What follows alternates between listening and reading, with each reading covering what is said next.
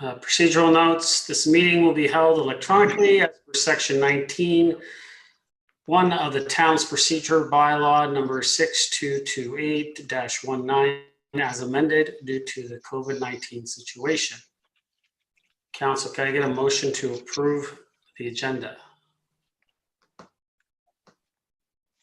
Moved by Councillor Gallo, seconded by Councillor Humphreys. Comments, questions? All those in favor? Opposed? That carries. Any declarations of pecuniary interest? Seeing none. Delegations. Mr. Clerk, I'm assuming none have come in? No delegations this evening, Mr. Mayor. Thank you. So, Council, before we go to consideration of items, I just want to let everyone know that due to the pandemic, we could be asking those staff who can work from home to continue to do so until at least June. So in light of this, I have spoken to our CAO today, and I've asked staff to look at ways to mitigate the potential for additional financial burden to the town as a result of the COVID-19 in 2021, which would include the potential moratorium of some hiring. So with the unique circumstances that this pandemic has created on the town, we need to turn over all the stones and ensure that the budget that we pass helps our residents today while not risking the future of our town. So I would ask, as we go through, I know that there's 8 hires that are within the budget, that maybe we keep the conversation to a minimum at this point on those hires, and wait for some more detailed information on how we're going to move forward from our CAO and the rest of the staff.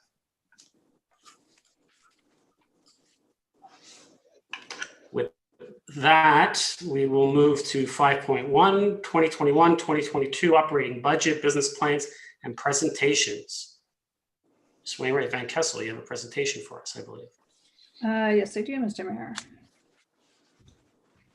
Okay, sharing my screen. Can you see the presentation? Yes, I do. Okay. So good evening, members of council. So this evening, I'd like to take the time with you to discuss the operating budget. And we're going to focus mostly on the changes to the operating budget that was approved last year. So as you remember, we approved a 3-year budget last year, and we're looking at the 2 remaining years now. Okay. So we'll go through just a bit of a high-level overview, take a look at the rate-funded budget, followed by the tax-funded budget, and then we'll have some slides at the end, which will help facilitate some of the departmental discussion of the budget.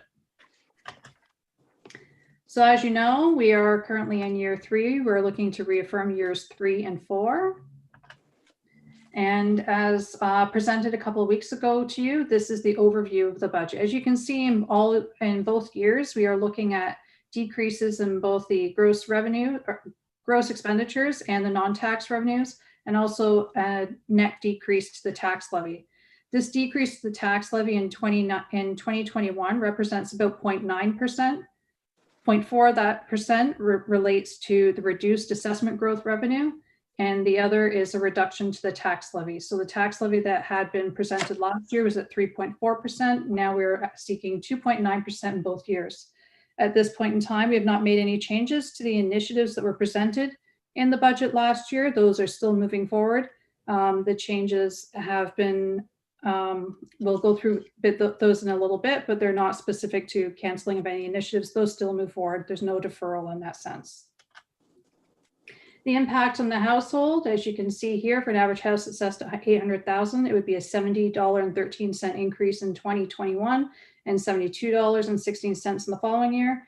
And the average water bill would increase by $21.39 in the first year and $8.07 in the second year. So let's take a little bit more of a closer look at the rate-funded budget changes.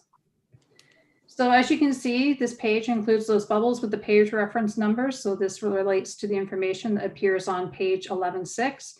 And you're going to see a lot of these slides in the presentation, particularly that line in here, which says 2020 approved budget changes. That is a summary line, and it reflects what was included in the budget last year, but the detailed information is included in your budget binders on the page that's referenced on these slides.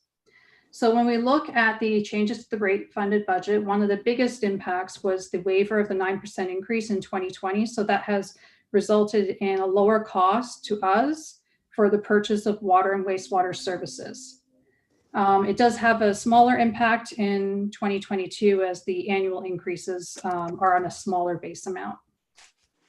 We do have an adjustment to correct some of the billing volume for stormwater rates.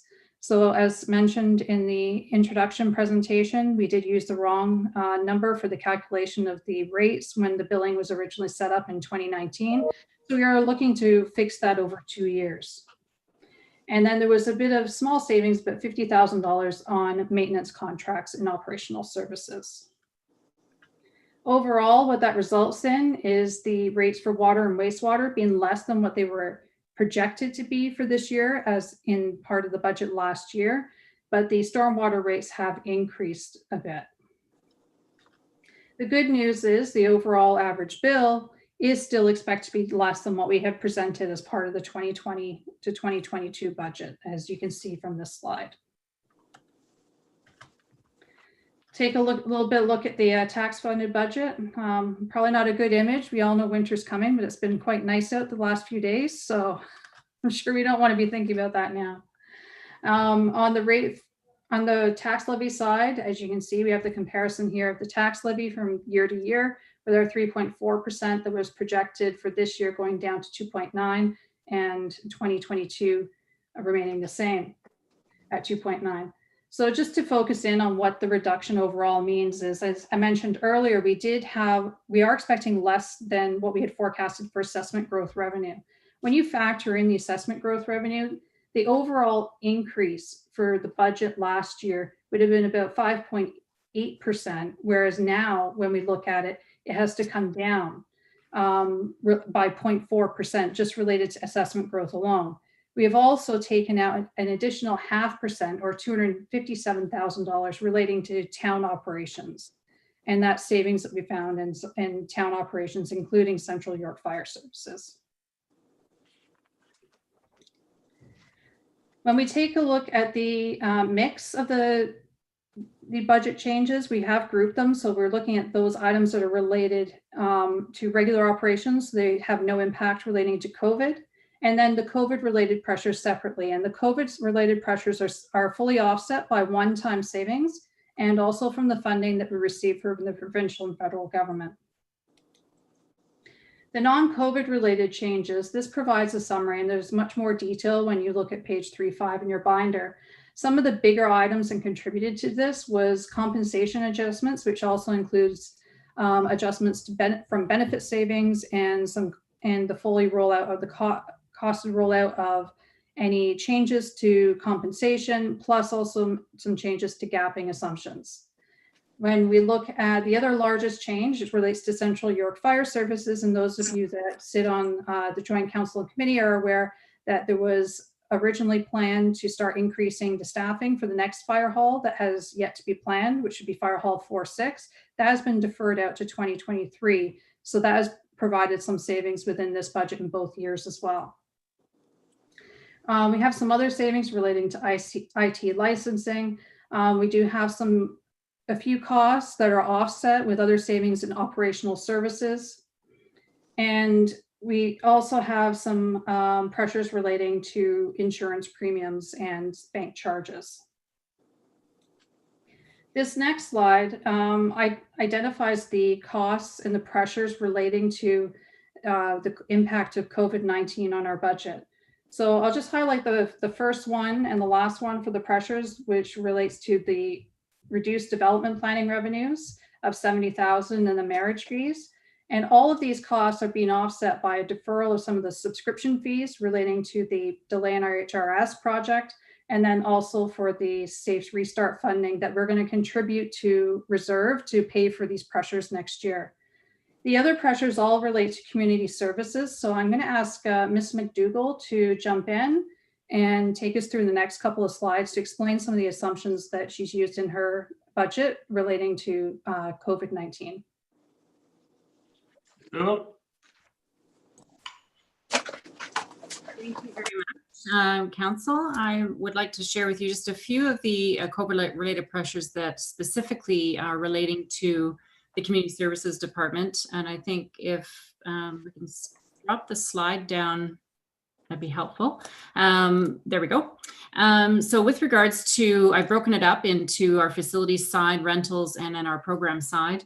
Our team had to look ahead through 2021 and make some basic assumptions based on where we are even today on what we anticipate. In speaking also with our other regional directors, getting a sense of what other municipalities may be doing, but it gives us a good sense of at least some ballparks.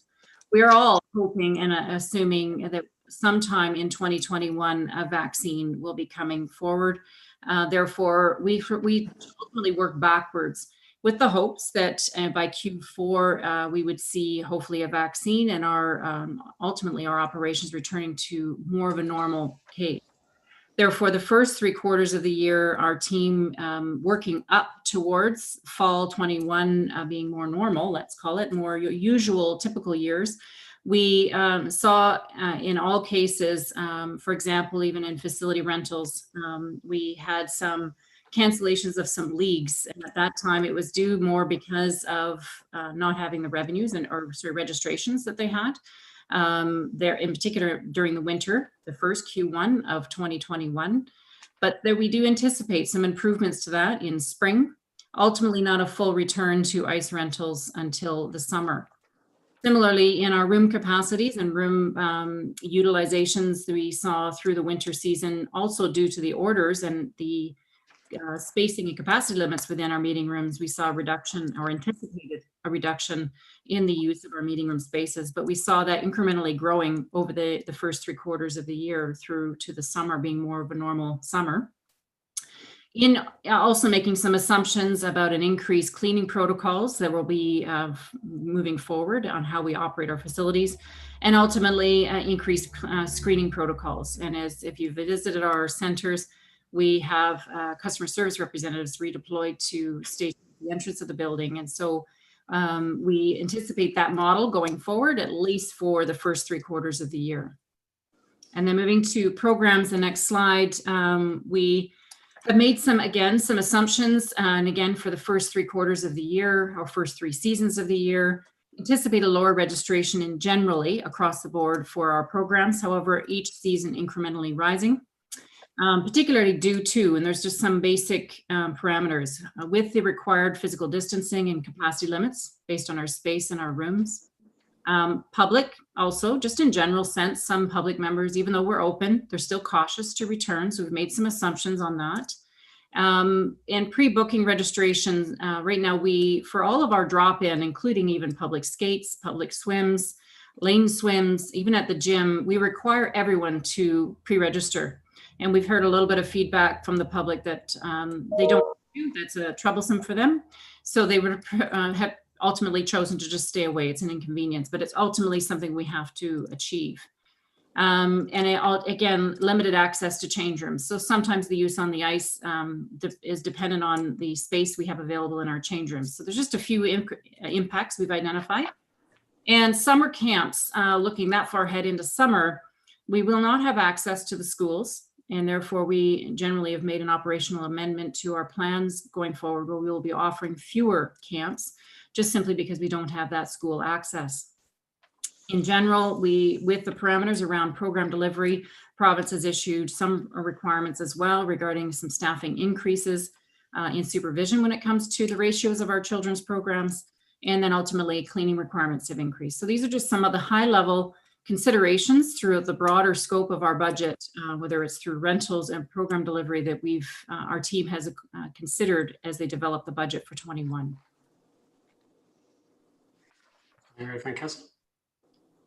Okay, thank you. So now the next part of this presentation moves on to looking at the individual departments in a bit more detail. This summary provides you with the overview of the departments.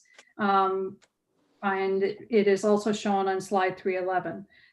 What we're looking at to go through this evening is start off with tab 6, which would represent council, and move through to tab 13, which would be the corporate revenues and expenditures group. So as you can see from here, there are no actual net changes to the budget compared to what was presented last year for both council and the office of the CAO. There are some budget changes tables in their tabs, but it's basically inflationary pressures and ongoing salary and benefits increases year per year. But there's not much more than that in those two budgets. And then we get into the next ones where we have just the summary pages. And this links back again, as I mentioned, to your tabs, to the more detailed budget changes, which explains, again, the information relating to the approved budget changes for 2020. And the slides focus more on those proposed changes to the multi-year budget. Community services being the first one with a number of the COVID-19 net impacts, and that's probably one of the most impacted areas of our business relating to COVID-19. Corporate services has a number of adjustments, mostly in relating to IT and insurance costs. In finance, we do have some minor changes, some pressures relating to bank charges, the restatement of audit fees. We've just moved that from the corporate revenues and expenditures budget, so overall no net impact to the town.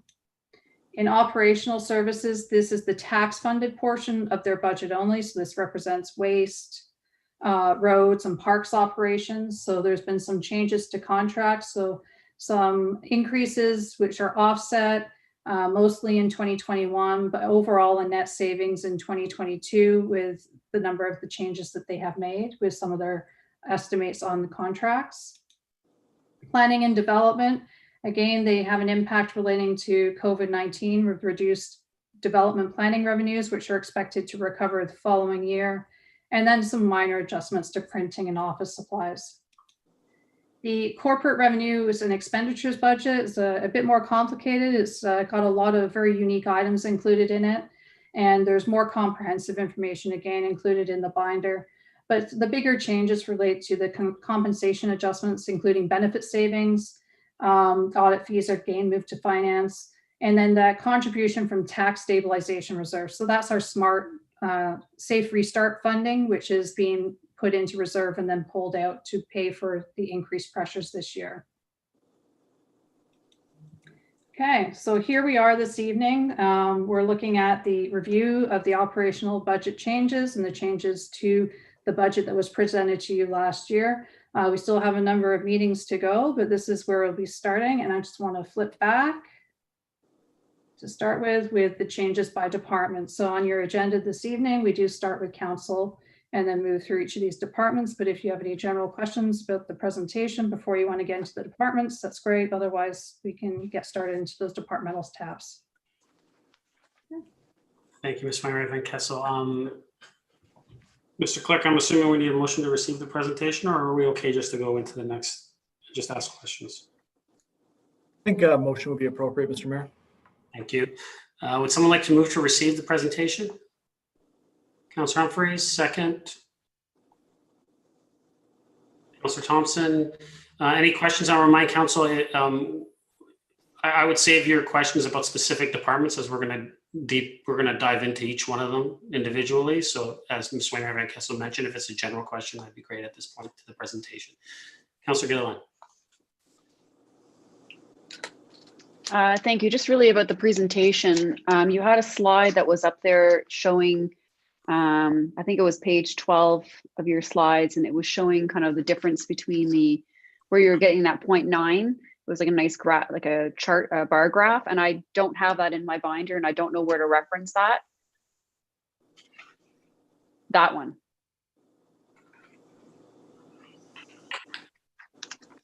Okay. Oh, If you don't mind, I'm gonna take a photo of that because it's not in my binder. I don't know if everybody else has it. Was it meant to be? Mayor, it was not included in the binder. As I was developing the presentation, I thought this would be a good visual for everyone, but it is included in the presentation, which is on the agenda this evening. So you will have a copy of it on the agenda in that file as well. I do have a copy of the presentation, but it's not in the presentation itself, like the presentation paper. Anyways. Through Mr. Mayor, it should be in there. I'm surprised that it's not. We'll have to take a look at that. Okay, so there was that, and then you also had an operations chart, and you were referencing 11-15, which when I go to 11-15, I don't see anything in my binder on 11-15 in relation to the operations chart that you had talked about in this, this chart here. I did not, 11-5, I'm sorry. That's my mistake. Okay, perfect. That was like my only notes to the presentation. There was one question that I had. Are we going to get to talk about tab 5 at all, or is that a separate conversation? Reserves? Through you, Mr. Mayor, we'll focus on the operating changes tonight, and we can get into some more of the reserves and capital discussion at one of the future meetings.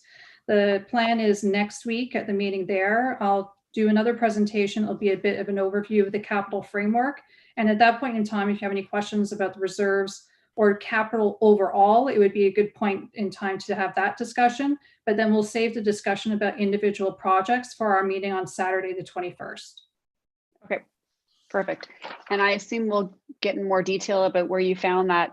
I did see and read about your 9%, but just in more detail of what that meant, so we can see where that reduction is, because that wasn't really broken down for us, unless I missed something. For you, Mr. Mayor, if you switch over to page 3.5 of your budget binder, that provides the general overview of the changes to the budget. And the first part of it is the non-COVID related changes in detail, which is summarized. I'll just pull up the screen again.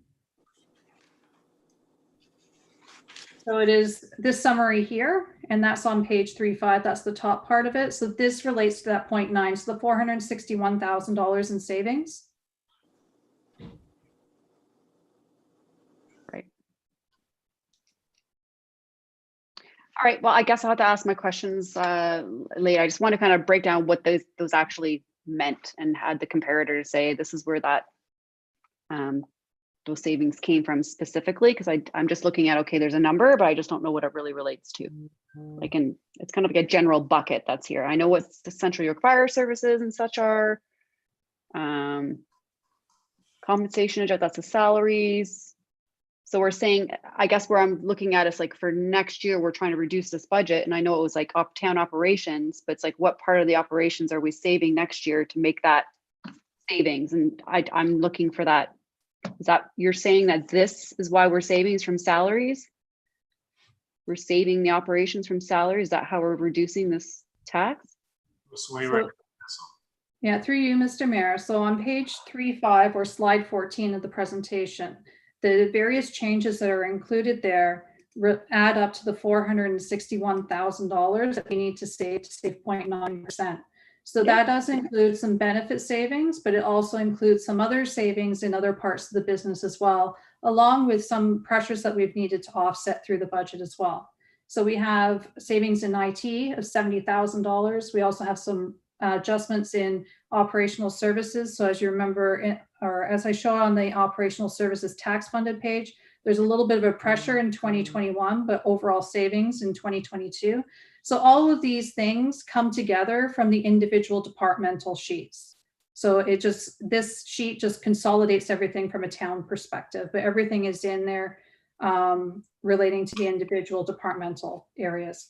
And then if I just flip down to here, again, the savings, the 461,000, this way you can see how it's broken down by each individual department. Now, obviously, community services seems to have a large increase, but that is the COVID related changes that are offset in corporate revenues and expenditures, and also partially by corporate services with those IT one-time savings. Thanks.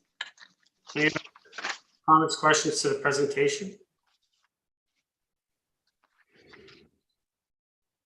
Seeing none, all those in favor? Opposed, that carries. 5.1.1. Council Administration, binder tab 6. Who's presenting this one?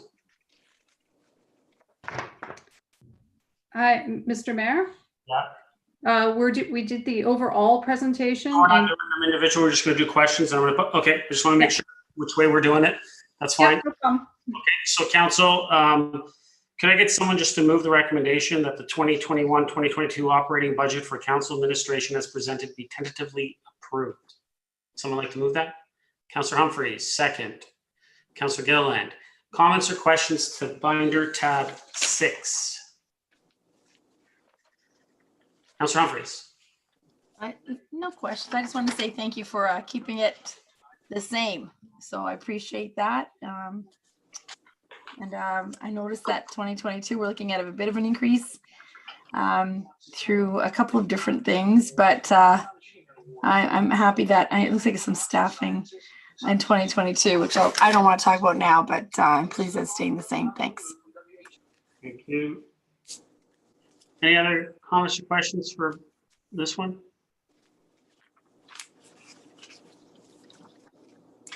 Seeing none. All those in favor? Opposed? That carries. 5.1.2, Office of the CAO, binder tab 7, that the 2021-2022 operating budget for the Office of the CAO as presented be tentatively approved. Someone like to move that? Councillor Thompson, second. Councillor Humphreys, comments or questions on binder tab 7? Councillor Gardner.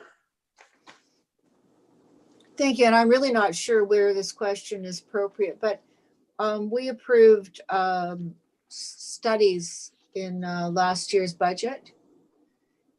Is there going to be a figure that includes them in the 2021-22 budget for actions that they recommend?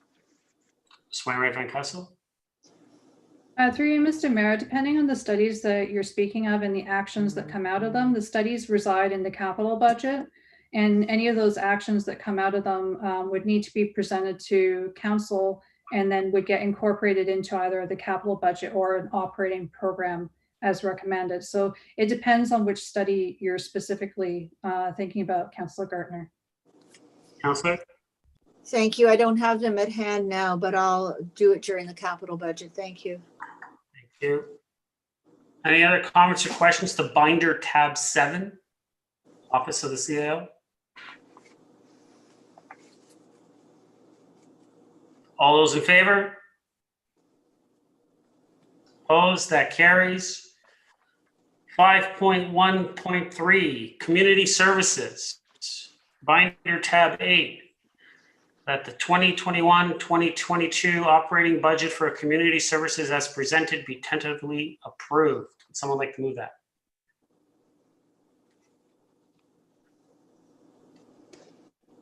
Councillor Humphreys, second by Councillor Thompson. Comments or questions on binder tab 8?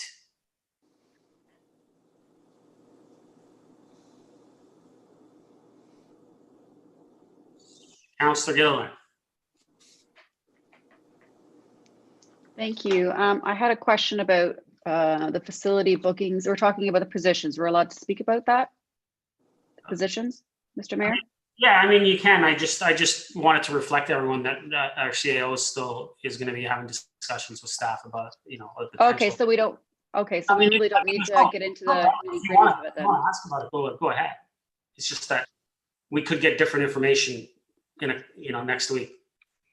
Okay, it was the question I had with the facility bookings really was based on information on 8.2 on business support services, showing that we've had obviously a decrease in bookings through community services, a mild increase the following year, and then again another decrease. So I'm just looking at the sustainability of, or I guess it's just more rationalizing that position right now when our community service levels are running very low.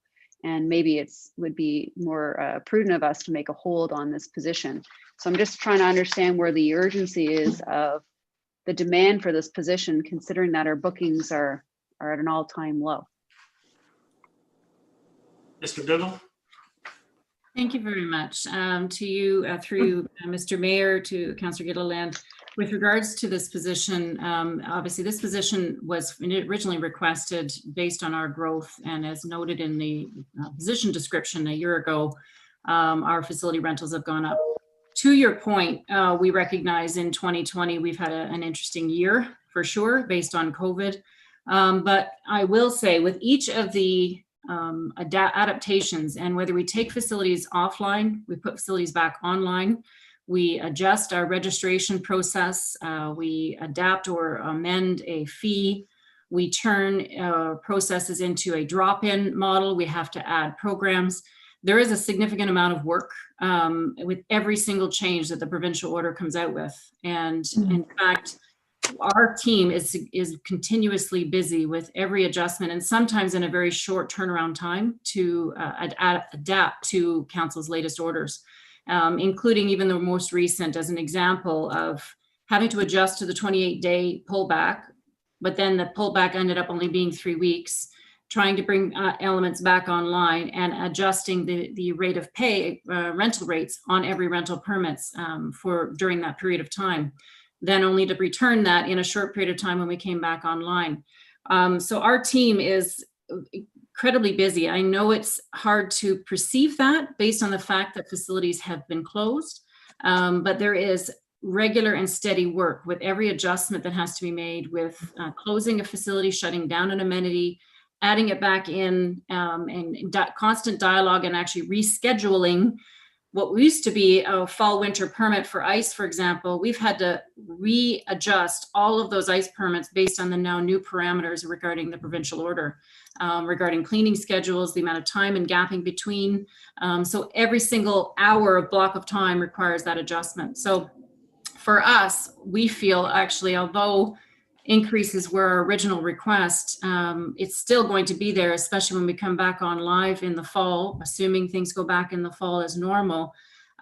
Keeping in mind our team has regular adjustments to make based on and reaction to provincial orders when it comes to any adjustments we have to make. So it's significant.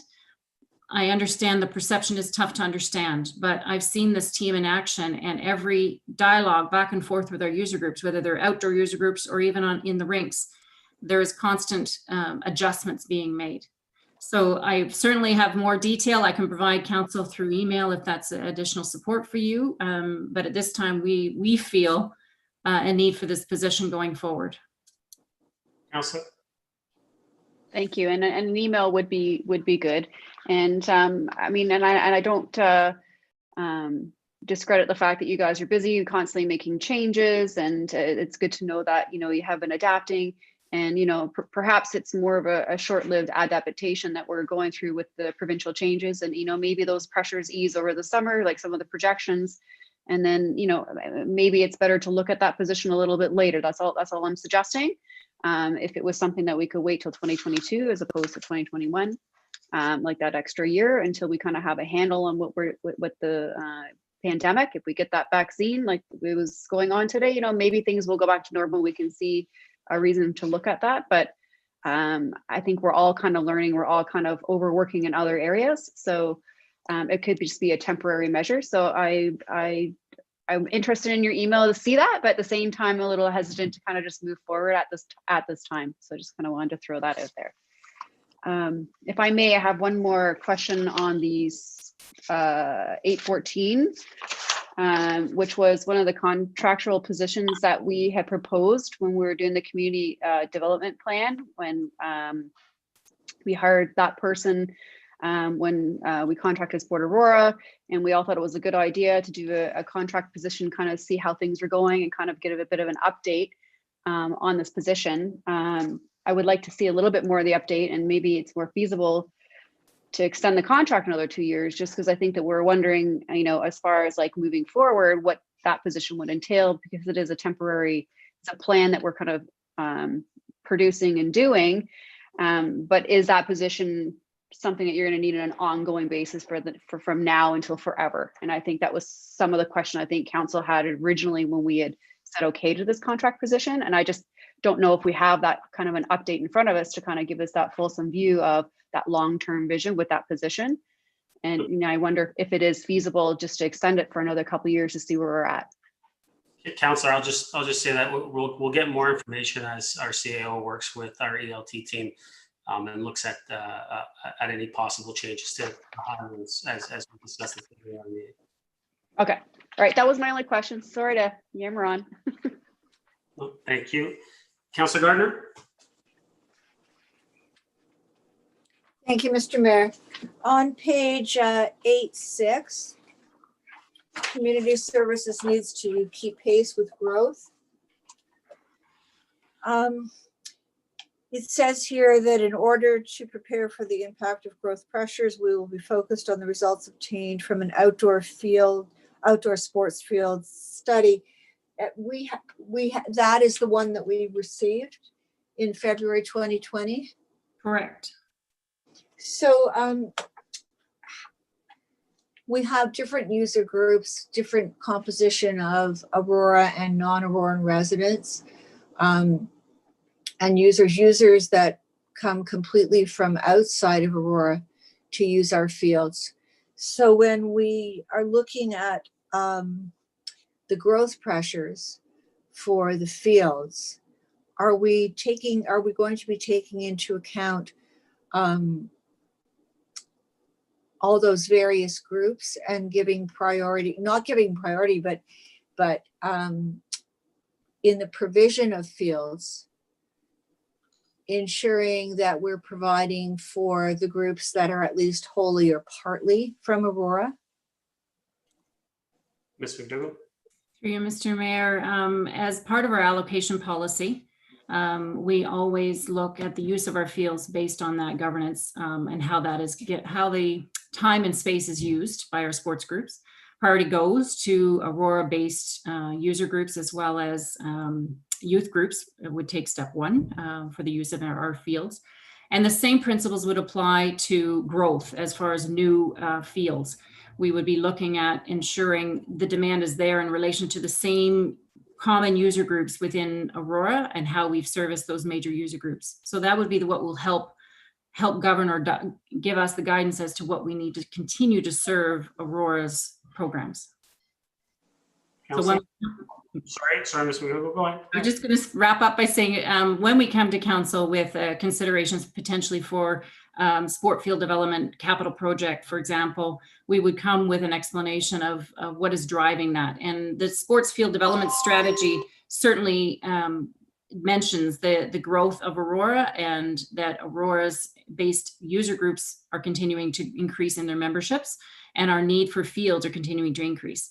So that in itself also, but we would be rechecking that information when we come back to council for a new ask. Thank you. And where in this are we looking at community user groups versus for-profit user groups? Ms. McDougall? Thank you. As part of the allocation policy, our community user groups get priority. So the same principles would apply for a growth or a new asset to the community. Thank you. That's all. Thanks, Counselor. Counselor Humphreys?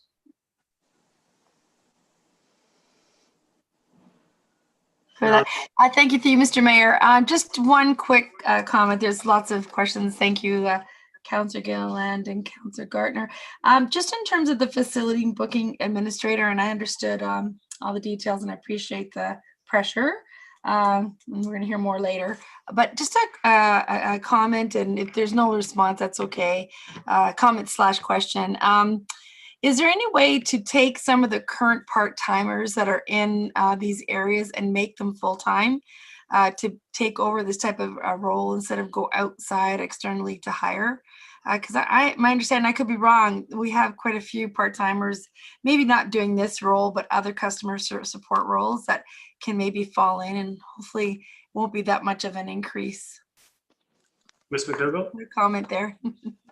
Mr. Mayor, our part-time staff, as our facilities have commenced reopening and our facility greeter roles, typically they are filled with our part-time customer service reps. So they have a function and a role already. In addition to that, our Aurora Community Center not typically serviced by customer service staff is now staffed by a customer service representative at the door to check people in. So we've redeployed our part-time staff to the locations to serve that role. So as far as availability, absolutely. However, we're also restricted to a 24-hour-a-week maximum for our part-time to maintain within a part-time status. So we have to be careful with what's available. Certainly something we can look at. It wouldn't be to this capacity. It might be a few hours, but it certainly wouldn't be to the capacity that's been requested. Oh, okay. Thank you, Mr. Mayor. And again, it's just, I've seen opportunities where there's some really great resources that are part-timers that would love a full-time position with the skill set required and maybe hire another part-time. And I don't know if that'll help. Maybe it won't make that much of a difference. It's just something to think about, but thank you. Thank you, Councillor. Any other comments or questions on this binder, tab 8?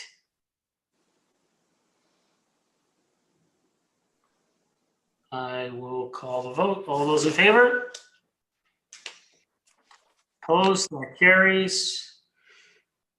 5.1.4 Corporate Services, binder tab 9, that the 2021-2022 operating budget for corporate services as presented be tentatively approved. Would someone like to move that? Councillor Thompson, Councillor Kim. Comments or questions on binder tab 9?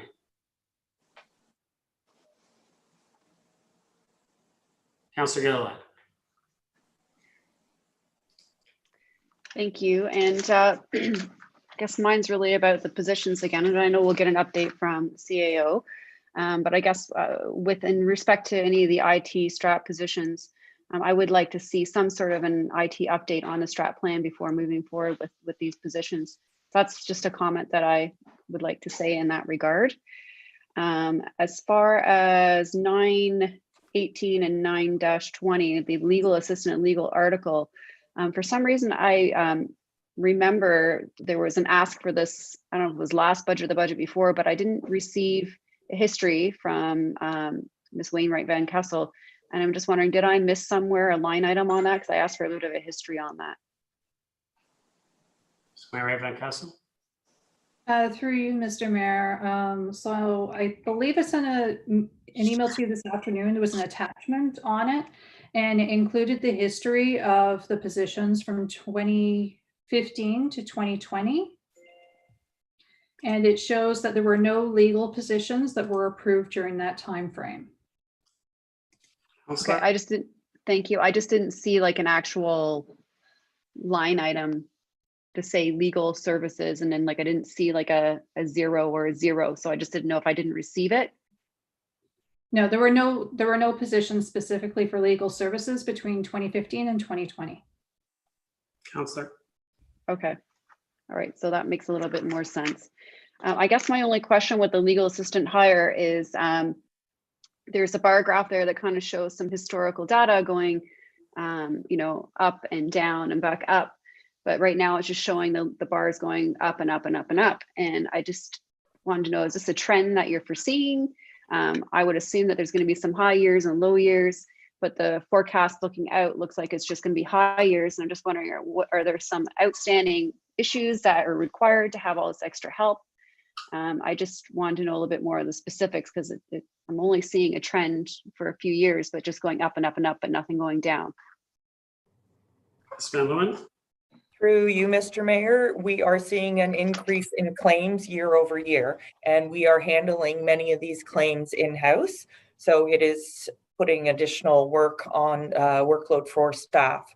So there is definitely that trend, and I can tell you that this year we saw a spike in claims over the summertime as well. Councillor. Thank you. And do you think that some of this would be related to COVID-19? Ms. Van Leeuwen.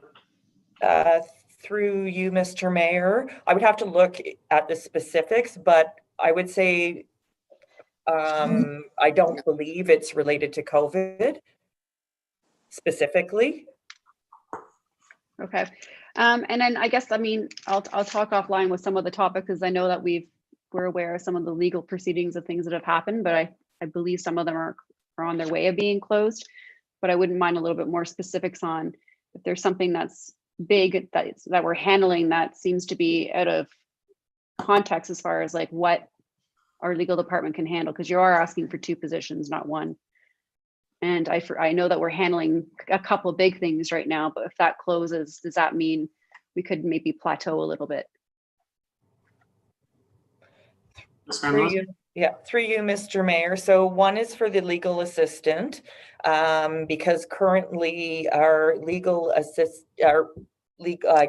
claims coordinator is doing 2 jobs. She's providing that administrative assistance to legal, but she's also assisting our paralegal with the claims, insurance claims. And the articling student is in future years, 2022, and that's to assist with respect to, so the articling students have their law degree, they just need a year of experience working under a lawyer to be licensed. So they would be actually performing the same role as a lawyer. And we're looking at that year over year. It's more beneficial from a cost perspective for us to hire an articling student than a junior lawyer. And they are our deputy solicitor. He reviews every single contract agreement, every single procurement, and so they've got a lot of workload. Counselor? Thank you.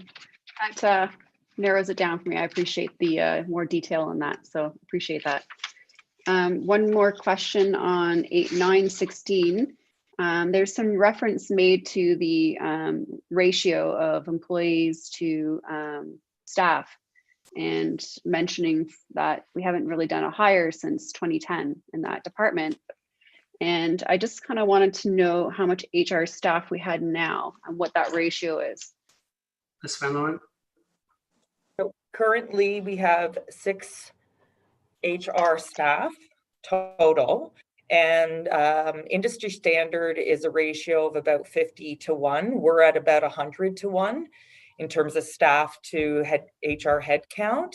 And then as we see an increase in staff and recruitments year over year, we haven't added an additional HR consultant since 2010, where we did an uplift. So we are supporting a lot more staff and larger client groups without adding any resources to HR. Counselor? Thank you. And I noticed that we also doubled in staff, or I know Councillor Humphreys had mentioned that we were talking earlier. We doubled in staff, I guess, very quickly. And I just, I didn't know how normal is that? Like it was like within a few years. Like, is that something typical? Like, or is that just due to all the growth that was in the 2C lands and we just all of a sudden just hired a whole bunch of people? Like or are we supposed to be higher? Is that going to happen again? So are we talking about this department or just overall in general? And well, they're using the ratio of HR to staff, like the metrics. And then it talks about how much staff there is at the town of Aurora. And then, but there's a part there that pretty much shows we doubled our staff in a short period of time. Find it. So it does make reference on the sheet of 916 that in 2010 we had about 348 staff that were being supported by HR, and currently we have a workforce of about over 550. Right. So that okay. is due to growth. So in like 8 years we doubled. 10 years. That, yeah, I wouldn't say it's not quite a full-on double, but we significantly have increased. I would say it's about 40%. Okay, I'm just trying to find out what that attributed to, because we're talking about the metrics of staff to HR. Yeah. And I mean, we're pretty much almost built out with the exception of going up and maybe some lower rise. So do you foresee that maybe that will plateau a little bit as far as the growth of town staff, and maybe that one person would just kind of help alleviate some of that growth from there, and then we'd be good to plateau from there? Like, I'm just trying to understand projection of the future, whether or not we can wait. Like, is it prudent to wait another year? Are we really going to grow that quickly? I'm just trying to really understand based on your metrics. Through you, Mr. Mayor, I think eventually it will plateau, but our HR consultants they have a heavy workload. They do regularly have to put in overtime, and it's about supporting our client services, our client departments, and being able to respond to them, support them, recruiting in a timely manner, onboarding, all of those things. Counselor? Gotcha. I know a lot of other people have questions, so I'm going to move along. Thanks. Thank you. Council, I'm just going to remind everyone, I mean, there's a possibility that none of these 8 positions could be here in front of us. There's a possibility all 8 could be in front of us. So I would just suggest that everyone maybe reach out to staff, talk to their concerns, and then when our CAO comes back with what we're going to be moving forward with under this budget, then by all means have at it. Councillor Thompson. Thank you. Through you to Ms. Van Leeuwen, just perhaps you can remind me why there's the insurance increase. I know it was already pre-approved, and I just wanted to confirm whether or not that was due to what we believe is an increase in deductible or another reason driving that increase to insurance fees. Ms. Van Leeuwen? Through you, Mr. Mayor, thank you. That was our best estimate last year when we created this 3-year budget. Our premiums are set on an annual basis, and we work with a broker. We had a recent conversation with him. He is expecting that we will see a 10 to 12 increase in our premium over last year. We have not yet received those numbers, but that would pretty much put us in line in what we did budget for. So our premiums are set annually, and like I said, we work with our broker to estimate as best as we can, but it's dependent on our number of assets, number of claims, marketplace. There's a lot of things that come into play. Thank you. And, I'm sure some of us have seen a refund of our premiums when it comes to car insurance. Any chance we got any refunds of premiums because our facilities weren't in use this year or anything like that? Ms. Van Leeuwen? Through you, Mr. Mayor, as I said, we did have a conversation with our broker, and he is anticipating a 10 to 12% increase on our premiums. And he's basically stated that likely it's related to property. So increased claims with respect to our properties and things like that. Thank you again, through you, Mr. Mayor. I was just looking for some one-time relief to see if they just, as a, like we've seen in other people's personal lives where some insurance companies are providing a refund against their premiums because, for example, you're not driving as much. I was just curious to know whether the municipalities saw anything like that. That's all. That's it. Thank you, Councillor Thompson. Councillor Humphreys. Thank you, Mr. Mayor. And thank you for the earlier announcement that we'll have more details later on staff increases and so on. But back to a point that Councillor Gilliland mentioned earlier on page 916 for the role of requesting additional staffing complement to approve and maintain existing service levels for HR. What did get my attention was that our staff was 348. This is a general question, just general comment, and something to think about, and ask our CAO to think about this too overall. But we have 348 staff, and in 8 years, we reached 550, which means we probably have more. That's an average of more than 20 people a year. I don't remember hiring 20 people a year, but I've been here the whole time. And when I hear stuff like that, and we're adding another 8 to 9 now, I'm worried. I'm worried about that. And I mentioned it earlier when about the resource facilities. We need to look internally and give opportunities internally and look at succession planning and doing right now more with less.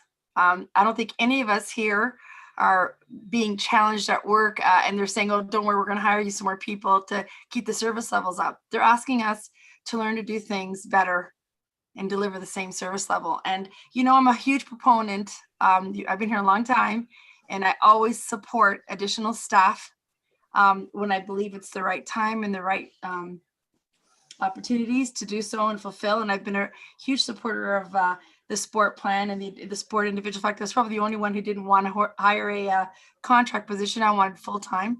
So that could have been a non-issue this year. But I need us to take a look at this. Unless this information is wrong, I need staff to take a look at this and see how we can do some more movement internally to make our employees happier, to fulfill some of these positions that we have here. And if they're not qualified, then what about letting go of some and adding some new people? I mean, I don't know is that an increase and we're not counting the decrease? I don't know.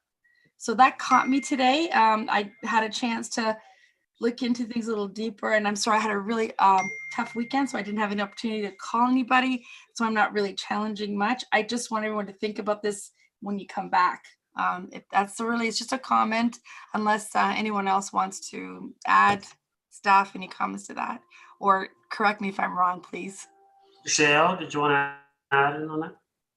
Through you, Mr. Mayor, we'll provide some more detail around this, around Councillor Humphrey's question, but I just want to remind everybody that this is not full-time permanent people. This is, the majority of these are part-time, and it reflects the diversity of the programs that we're offering, particularly in recreational services, where there's a lot more offered, a lot more use of our facilities. And so these are interactions with people who, you know, basically get a T4 from us, not an increase in full-time permanent Then I love that. Through you, Mr. Mayor, so I need this clarified, because right here it just looks like we went from 200 or 300 to 550 full-time employees. And I don't believe we're anywhere near that. I think full-time employees were at something like 240. If we're more than that, I'd be surprised. That makes me feel better. This is misleading. So can we please get clarification on this? And then I will back right down. So thank you guys so much.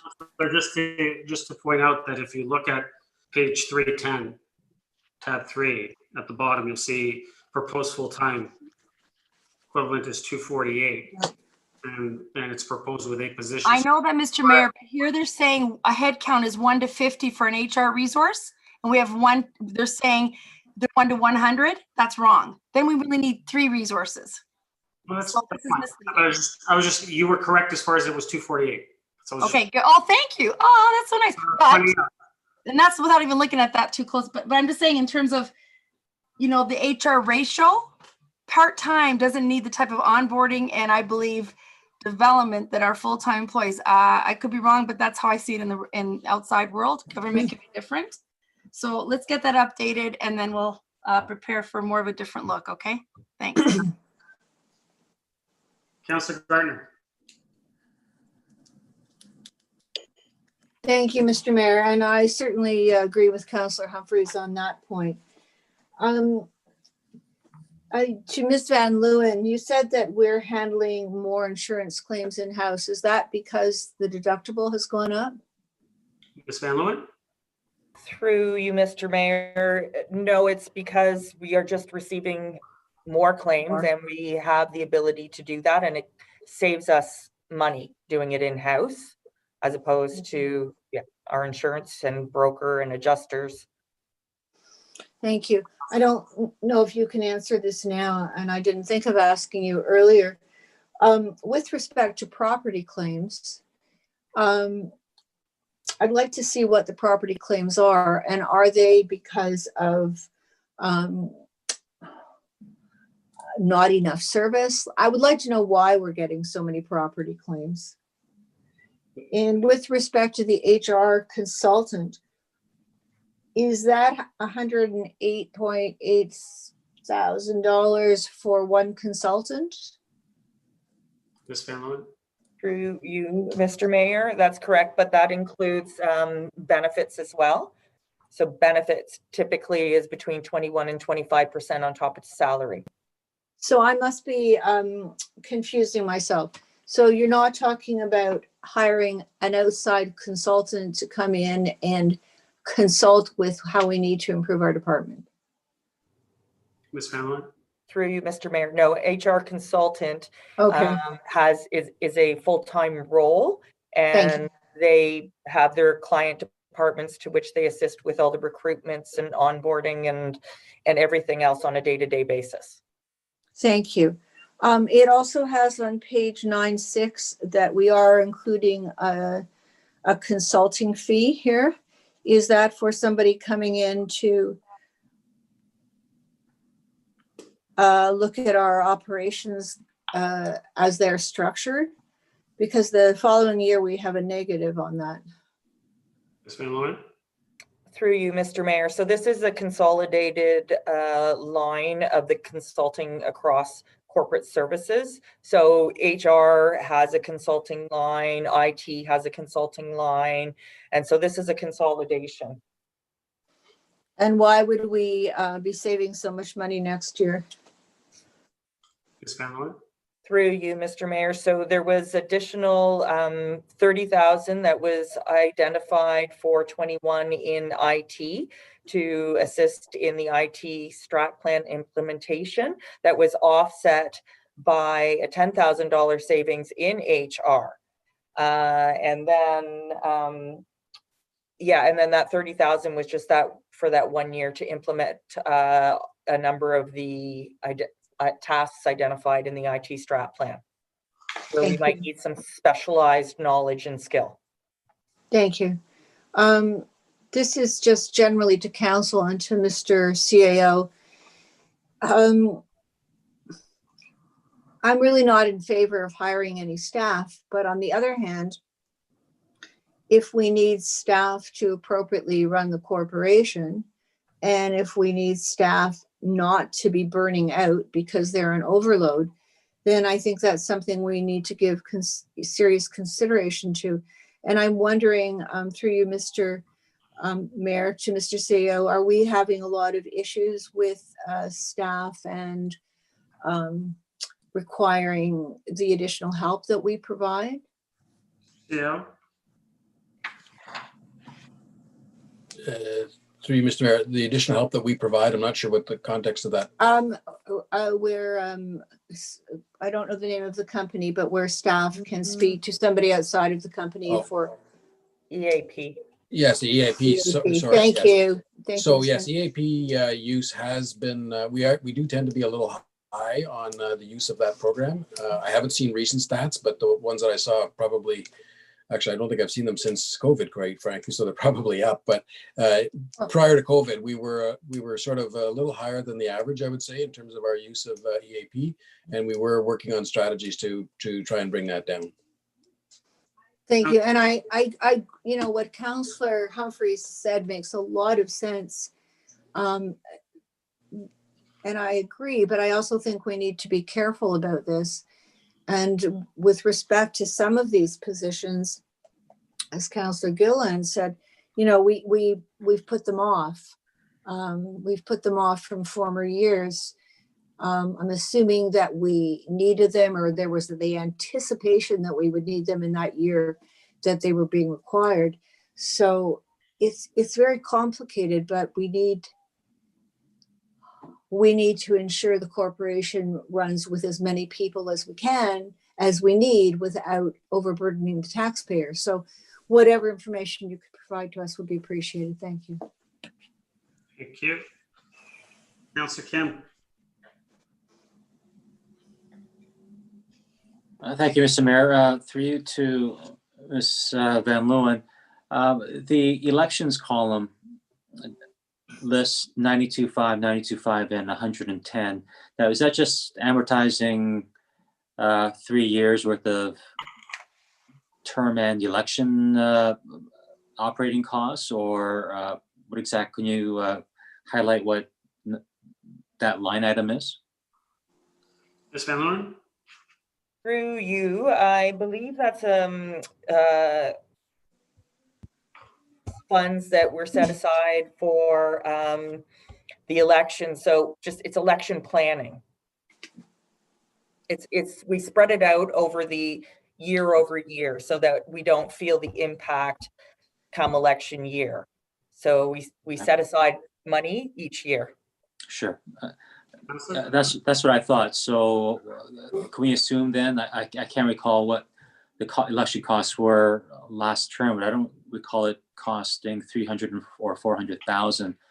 Do you know offhand how much we paid last term for election related costs?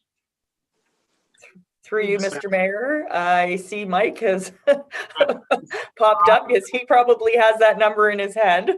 Mr. Durant? Through you, Mr. Mayor, the election cost total last time was $310,000.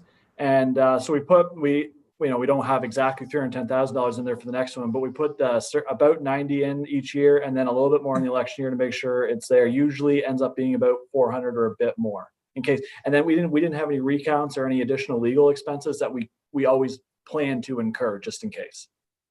Counselor? Okay, great. Thank you. Next, regarding the HR related savings because of COVID, HR information system savings, I don't view it really as a savings because we didn't really get the service. I mean, unless, savings, I kind of view it as we got a better deal than we originally anticipated. So these, quote unquote savings will be carried forward to the next year. Now, given some of the, the good news that we received today about COVID and a potential vaccine, are there any reasons why, let's say, a vaccine is developed in the next couple of months? Would that change this schedule at all, and that we have to bring this savings back online for 2021?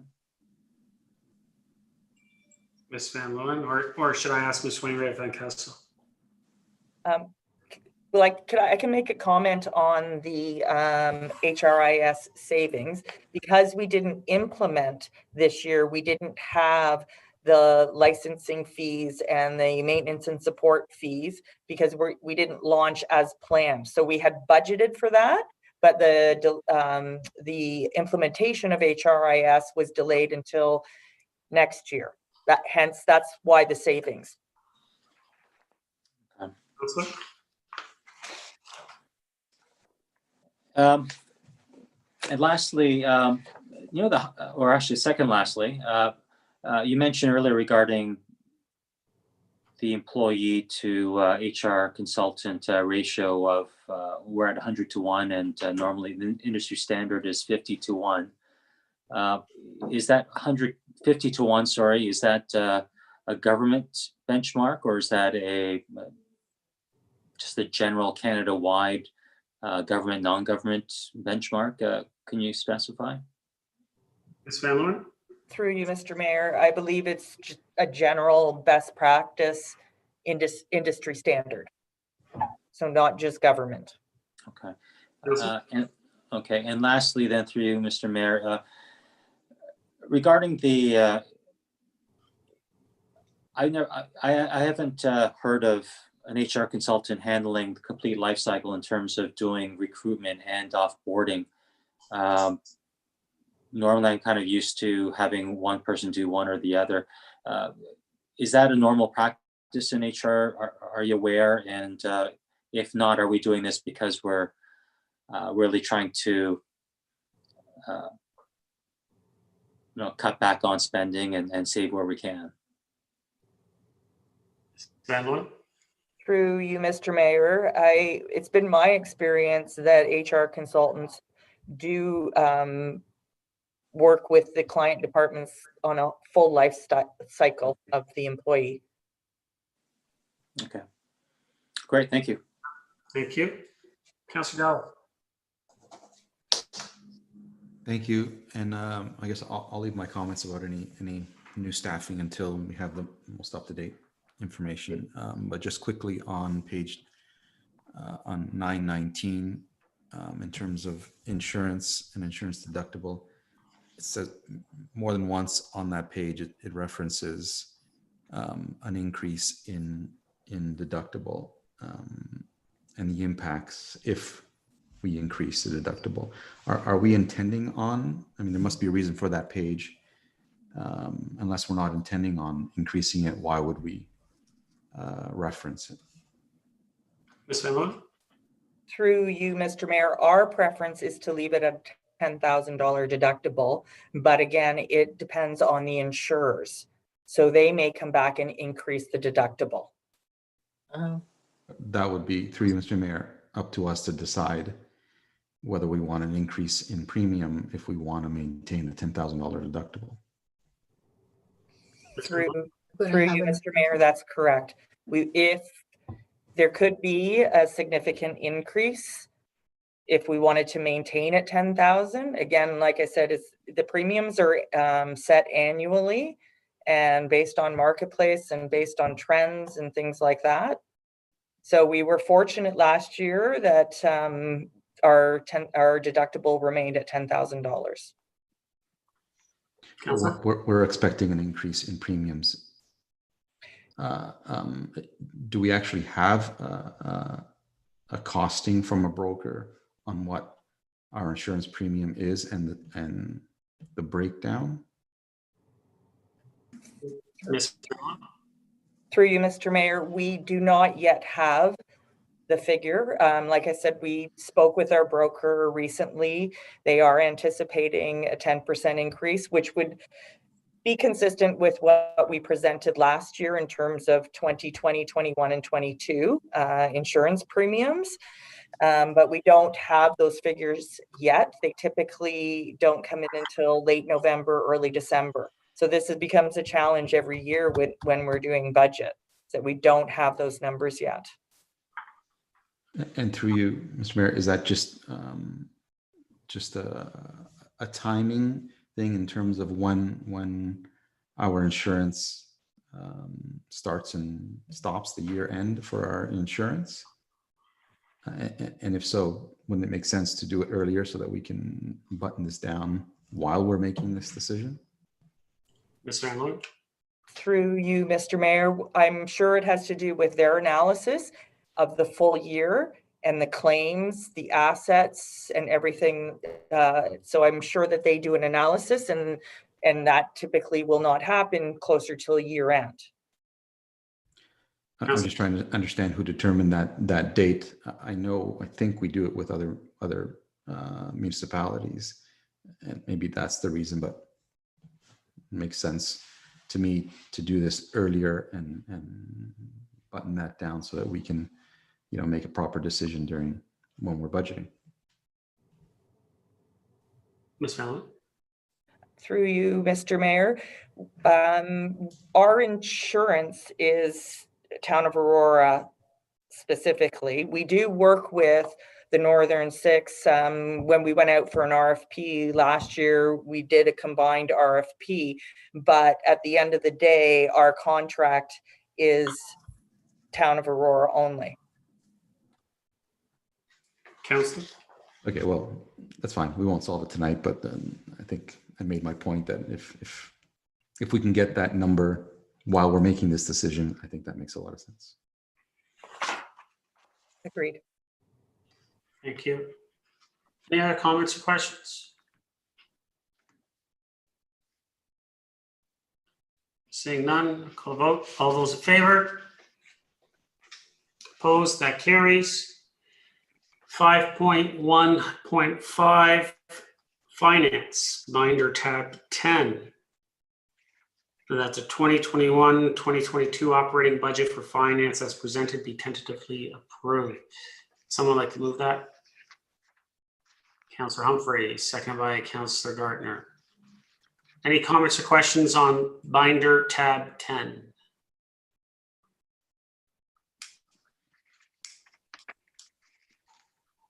I will call the vote. All those in favor?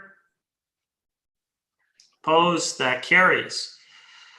5.1.6 Operational Services, binder tab 11.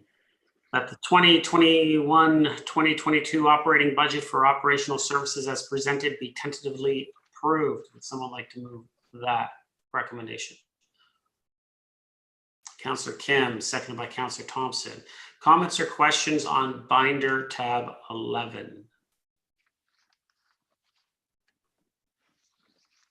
Councillor Gardner.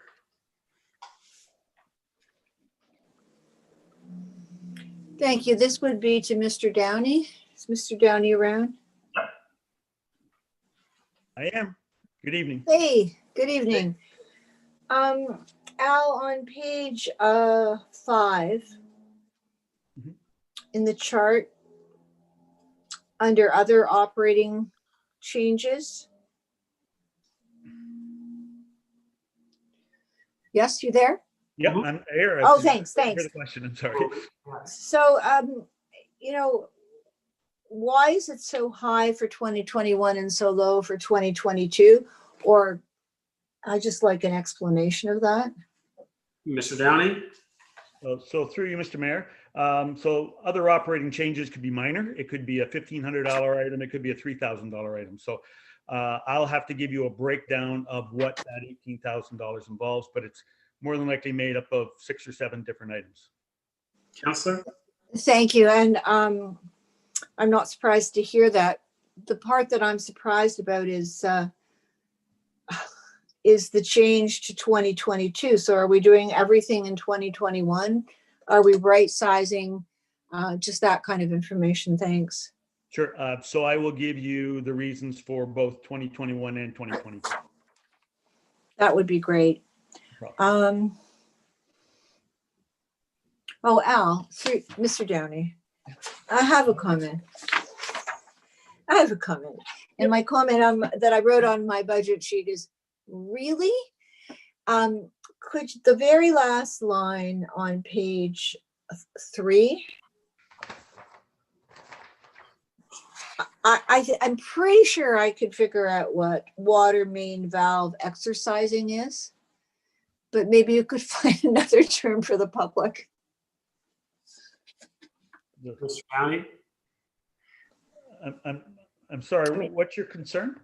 Just if there another terminology you could use other than water main valve exercising, that would be more. Actually, that's what it's called. So No, I think I know. I think the counselor's asking maybe something is there something that could be used instead that would be. it's simply turning the valve on and off to make sure that when we need it, it works. So Well, that's you actually know, what it's called, exercising the valve. I'm glad you didn't make that one up, Al. But I mean, the public they wouldn't have any idea what that is. So maybe for the next budget, we could call it Turning the valve on and off. checking the workings of the valve. Something. Sure. Thanks. Okay. 1114. I don't think this is you. Oh, sorry. That has to do with staff. So I'll save that. 1117. It's speaking to the number of outdoor events. I'm looking at the bottom chart. You know, we have an amazing, are we talking about special events run by the town? Well, I'm sorry, what are we talking about, please? So we're talking about, through you, Mr. Mayor, all events happening in the town. So that could be special events. It could be the farmer's market. It could be a ball tournament. It could be a hockey tournament. It could be a soccer tournament. It's all the activities and events that happen in the town that need our support, parades, those types of things. Counselor? Thank you. Al, if you can, I'd like to know how many of those are actually under the, I guess, I don't know what to call the department. The department that handles Ribfest. What department is that? Community services. That's community. Oh, that's community services. Community services. Robin. Right. Thank you. With the chart above that on page 17, I'm looking at the trails. So 2022, are we pretty much at build out for trails? Mr. Downey? You, Mr. Mayor? No, not at all. And in fact, if you take a look at the Trails Master Plan, there's a number of trails that are still identified that we need to work on. And many of those depend on, I hate to bring it up, but crossings and whether we do them or don't do them. And that will have an impact on just how many trails that we are going to be building. But we continue to build trails on a yearly basis. So the inventory grows each year. So Thank you. Apart from the railway, through Mr. Mayor, apart from the railway crossings, which of course we'd like to see, but you know, we have to be hopeful for that. But I'd like to know how many trails are left to build through the subdivisions and to complete that are not the railway crossings. Certainly, I can ask staff to put something together. If you recall, council has approved pedestrian crossings under Leslie and St. John.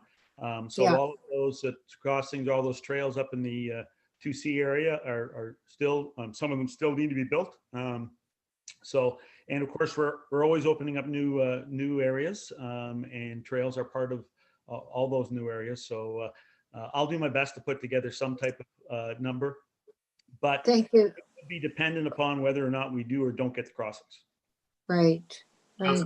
I guess my point is that we're pretty much at build out except for the southeast corner of Wellington and Bayview. I don't know how many more subdivisions we have to build. So I guess maybe in the next couple of years we'll be at build out of those kind of trails. Well, through you, Mr. Mayor, we don't only put trails in residential areas, but we put them in our industrial commercial areas as well. So because we are looking for alternative means of accessing the workplace. So that is all part of our active trails network. And so it would include not only residential, but ICI as well. Councillor? Thank you. Do you have a figure at the top of your head that would allow some of our trail network to be accessible, be active trails throughout the 12 months of the year? Through Mr. Mayor. So that has been a question that's been ongoing. Certainly different municipalities have different service levels. And as you know, Aurora has not taken on a service level of maintaining trails on a year-round basis. For a couple of reasons. Certainly financial reasons is not only one, but the surfaces that we put on the trails do not necessarily lend themselves to ongoing maintenance. I'll use Newmarket as an example. The Tom Taylor Trail that attaches to the Tim Jones Trail. You go from granular in Aurora to asphalt in Newmarket, and of course they can plow the asphalt, and we don't plow the granular. So there's a couple of things with regards to all access, and that would be, first of all, making sure that it is accessible to everybody. So accessibility is an issue. And secondly, the surface that we had and what level of maintenance we'd need to perform in order to keep those trails open. So that certainly is something we can look into if council gives me some direction to look at increasing that service level, but it is not something we've anticipated. No, I think that would be too expensive, but you know, we call it active transportation, but we really should call it active transportation from May to November or something like that. With respect to, on page 15, very bottom, with respect, it says with assumption of additional kilometers of roads and sidewalks, ongoing maintenance levels will further add to pressures on existing staff. So these sidewalks are contracted out. Correct. So you're talking about really about existing road staff? I'll refer you to a report that we presented to council in March of 2019. Report OPS 19004. And it was a winter maintenance, actually our second winter maintenance report to you regarding options and recommendations on how we would proceed. Right. So with regards to roads, we are looking for additional staff in order to support the roads, and that's why you saw that additional staff person, but we can talk about that another time. With regards to sidewalks, that was bringing on an additional sidewalk route as development gets approved. And both of those are outlined in both, excuse me, I apologize. Both of those are outlined in detail in that report. Yes, thank you for reminding me. I guess my question has to do with the wording of existing staff. Because we're not counting, are we counting the contract staff as existing staff? No, No, just our road staff then. correct. Thank you very much. That's all. Thank you, Councillor. Councillor Thompson. Thank you. Through you to Mr. Downey. Mr. Downey, on page 11-5, it shows the base increases, both the recycling contract as well as the garbage contract. And then in the proposed change, it shows a reduction in the waste collection contracts. Can you just sort of walk through what's driving the increases both for 2021 and 2022 that you put down in the base budget, as well as why we're getting a reduction now? Certainly. Mr. Browning? So it's actually an exercise in two things. First of all, right sizing the budget. So that has been one of the exercises that we've been working on for a number of years, is making sure that the right amount of money is budgeted. And we looked at our waste collection contracts and found that it wasn't right sized. We were actually putting more money in that budget than we were actually spending. So we looked at a reduction in the baseline. However, in saying that, as you move forward, there are two pressures with regards to, and I'm going to talk about garbage and recycling separate. There are two pressures with regards to garbage, and that is our GFL contract increase as well as growth. So we've got more people and more garbage, and so therefore we have higher costs. So our first exercise was to right size the budget, and then we're increasing it proportionately with regards to contract increases and service demands with the number of additional houses. Same thing with recycling. Actually, we spend twice as much, almost twice as much on collecting recycling as we do garbage. So we are looking at two things. First of all, a contract increase of about $82,900 in this year.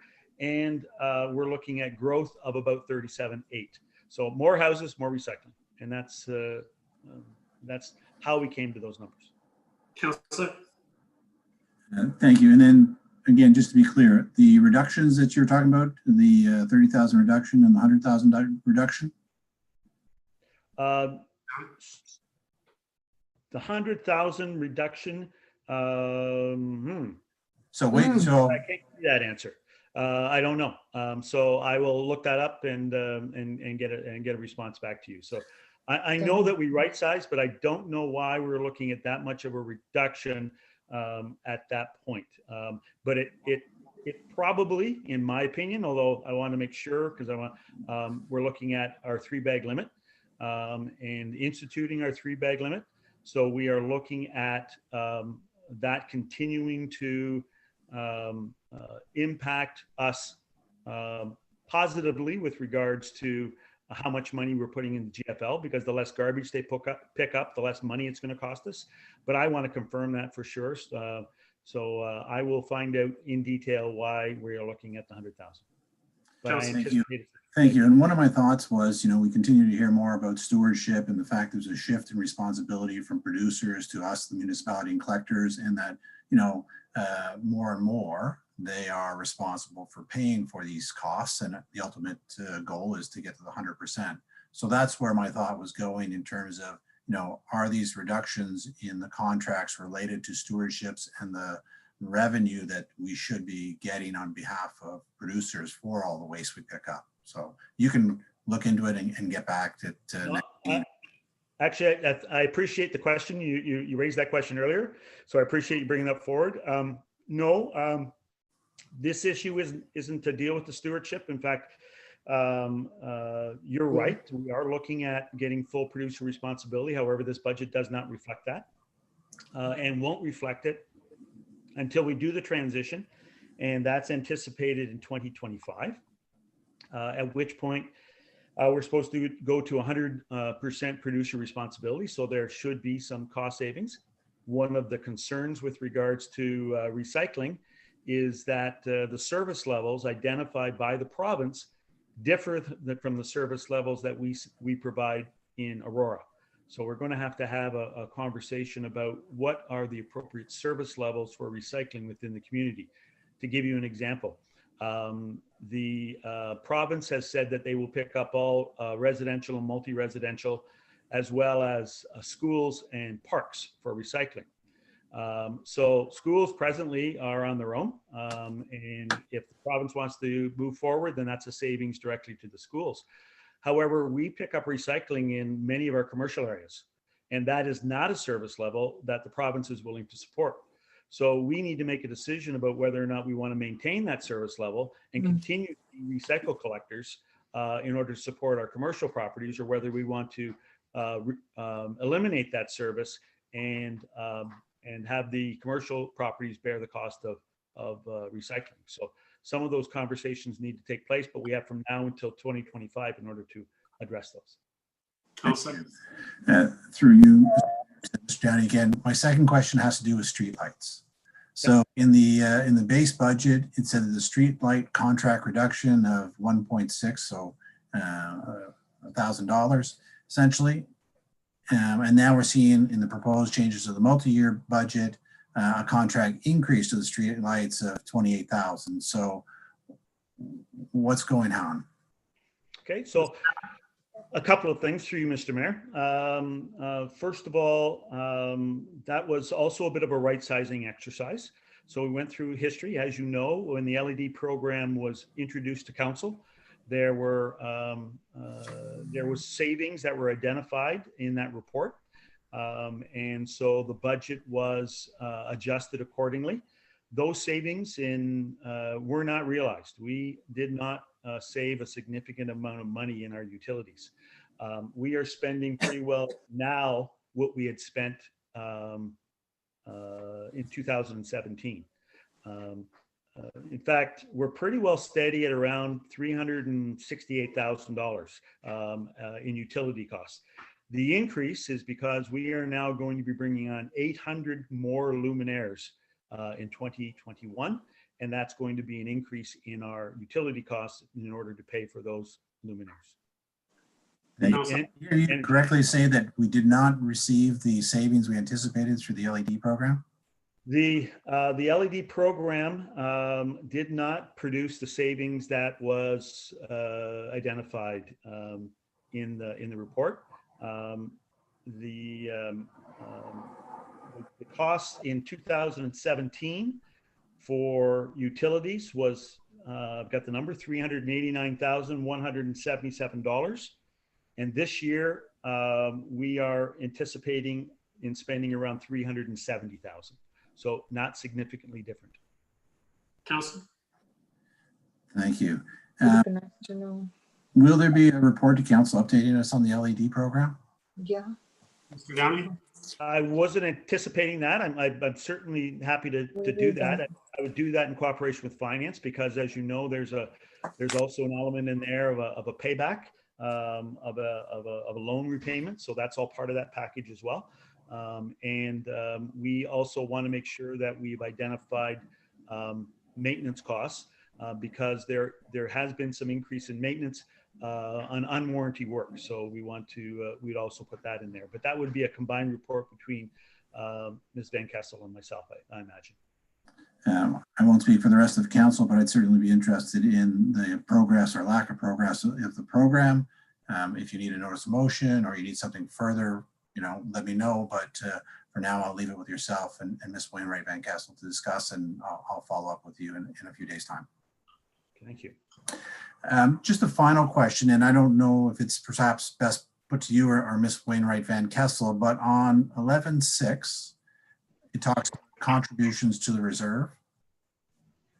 So in 2021, it shows a positive increase of 450,000, and then in 2022, it's a negative of 50,000. Why the variance? Ms. Wainwright Van Kessel. Through you, Mr. Mayor. So if you look on the next page, on page 11.7, that gives a bit more detailed breakdown between the different service areas, water, wastewater, and stormwater. And you can see that the contributions for reserve for wastewater are higher in 2021, while the in 2021 compared to the other 2 years. So they're about 1.3 million, then increase to 1.55 million, and then go back down to 1.3. So last year, while the original budget included no increase to the wastewater rates from year to year from 2020 to 2021, What we did was we had some overall deficit in water and wastewater at the end of 2018, and we were also projecting a lower amount of volumes at that point in time when the budget came forward. So by enabling us to maintain the original rates that were presented, this is before we made the adjustment in year, we were able to restore some of that loss from the deficit with the contribution to the reserve in 2021. Gotcha. Thank you. Nothing further. Thank you. Councillor Gilliland. Thank you, through Mr. Mayor to Mr. Downey. Well, first, thanks, Councillor Thompson, for asking my questions on the proposed changes. Got those answered. Thank you. It was just really a quick inquiry because this is something that's already been, I guess, approved. Just a fuel increase was minus 5 million or whatnot, and then it increased, or sorry, 1,000, and then it increased to above. And I just wanted to know if you can explain that a little bit, how it went from a deficit to a surplus in 1 year. I'm just trying to understand that. Mr. Downey. Certainly through you, Mr. Mayor. First of all, with regards to the decrease, we're part of a consortium with regards to the purchase of fuel, so we did fairly well on that. The increase is related to the number of additional vehicles that we are looking at in the capital budget. So as we bring on more vehicles, we will be consuming more fuel. And so that's a direct relationship of an impact on the operating budget from the capital expenditures. Councillor? Just a follow-up question to your answer there. I thought that we were looking at doing investing in more green fleet. Has that been taken into consideration against your cost analysis of fuel versus electric? Through you, Mr. Mayor, the green fleet is an outstanding report that we have not provided to council at this point. You have directed us to provide that report.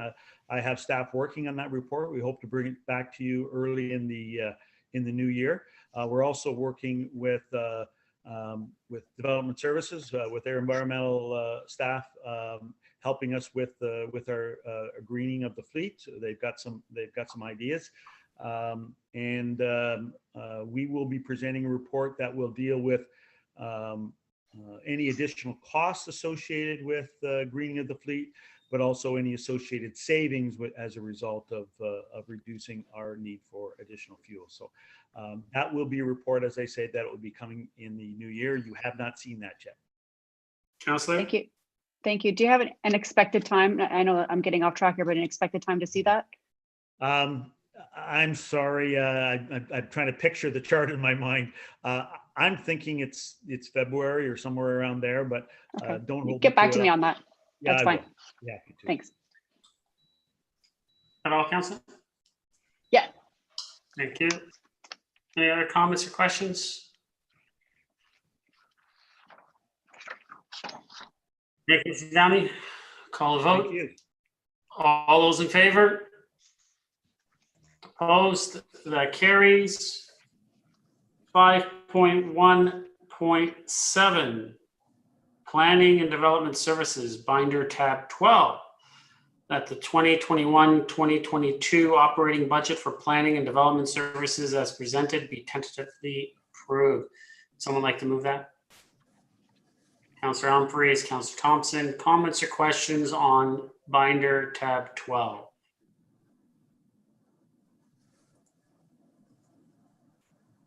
I'll call the vote. All those in favor? Opposed? That carries. 5.1.8, Corporate Revenues and Expenditures, Binder tab 13. That the 2021-2022 operating budget for corporate revenues and expenditures as presented be tentatively approved. Would someone like to move that one? Councillor Gilliland, Councillor Kim. Comments or questions? Councillor Thompson. Thank you. Through you to Ms. Wainwright Van Kessel. Just in terms of the format, on page 13-5, the budget numbers are listed as gross.net. Can you just clarify for me how we did this and why, as opposed to the other tabs? Ms. Wainwright Van Kessel. For you, Mr. Mayor, the reason this one looks different is because the corporate revenues and expenditures is a budget which contains a lot of items that really don't have a home anywhere else within the budget. And a lot of these items are very unique and they're not related to specific service delivery. So that's why it's presented a bit differently, because the items are so unique in nature. Councillor? I appreciate that, and maybe this is better offline. It's just how I read the sheet, and I guess the value of the numbers, and which one is, I guess the impact, and whether there's any variance. So, for example, maybe you can take me through one of them. Let's take supplementary taxes. The gross is 400,000, but the net is negative 150,000. Reverend Castle? So through you, Mr. Mayor, the gross represents the expenditures. So for supplementary taxes, in particular, we estimate what the overall revenue is going to be for supplementary taxes, and the expenditures here represent the contributions to reserve. So as you know, we have a fiscal strategy in place where we're slowly reducing our reliance on sub taxes. And what we're doing is we're not actually reducing the amount of revenue that we're showing in the budget. We're showing the amount of revenue that we expect to receive, but then we're showing an offset by a contribution to reserve for that revenue. And that goes to our repair and replacement reserves. Perfect. Now I get it. Thank you very much. My next question has to do with the council contingency, which we have pegged at $10,000. What did we spend this year to date? Do you know? Ms. Wainwright Van Kessel? Through you, Mr. Mayor, for this year in the council contingency, we have $15,000 for the neighborhood network, and we have about $5,000 yet to come relating to the retaining wall mural. The crosswalk, the rainbow crosswalk went through that, but there was enough offsetting sponsorship or donations to pay for that. So I think there's an impact of about $200. I guess my only concern is that there may be a willingness in council again to look at funding other projects for next year that may go over the $10,000. I know we reduced it a few years back, but perhaps you just show maybe a sort of a trend line over the last few years, what the average spend was for our next meeting or so. Okay. My next question is really around the multi-year budget contingency, which sits at 156,000. And I guess, I'm trying to understand it because, we've made changes to the budget mid-year in practice before, and now we're going through a process of, updating the budget and making changes again. So what is the value in having this line if we go through this process every year and we adjust the budget one way or another? Wouldn't we not really need the contingency? Ms. Wainwright Van Kessel? So in this particular line, through you, Mr. Mayor, we have 100,000 in for 2021, and it increases to 156,000 in 2022. In a normal year, for a multi-year budget contingency going into 2021, we may not need to actually have a multi-year contingency sitting there. But given the fact that we have the pandemic ongoing, we have still maintained that contingency amount as we go into 2021, because this money is sitting there to pay for any of those unknowns as we move forward into future years. The multi-year contingency was originally established because as we get into those second and third years of the multi-year budget, there are things that come up. There could be additional pressures and costs somewhere, or there could be other things that are just not known at the time when we first developed the budget. And this saves some room within that tax levy to be able to adapt and adjust accordingly. Thank you. And my final question really has to do with the Library Square tax funded debt. So just so I understand it, if you go to page 13-8 in the description, it talks about it represents an amount equal to 0.5% of the previous year's tax levy in 2020 and 21, but yet the number in the chart that's on 13.5 is $510,000. So am I missing something? Because 0.5% is not $510,000. Ms. Wainwright Van Kessel? For you, Mr. Mayor, so there is 0.5% that was included in the budget in 2020, and then an additional 0.5% for a total of 1% in 2021. So 1% of the tax levy is $510,000. And then that is the money. I didn't add the two together. Thank you. That'll be the money used to repay the debt. Thank you. That's it for me. Appreciate it. Thank you. Councillor Gilliland. Oh, I'm off mute. The only question I had was about MPAC and the fact that we had got some savings on a deferral.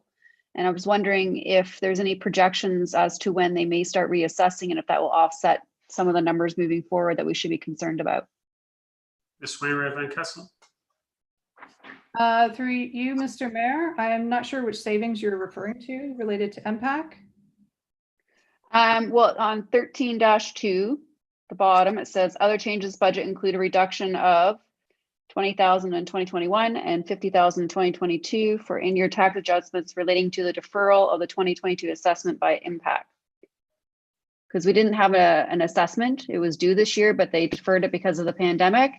And I'm just wondering, I mean, at some point they're going to end up doing this assessment, which could in fact, I mean, I guess change things for residents or whatnot. I just didn't know if that would make a difference moving forward or if you've heard anything.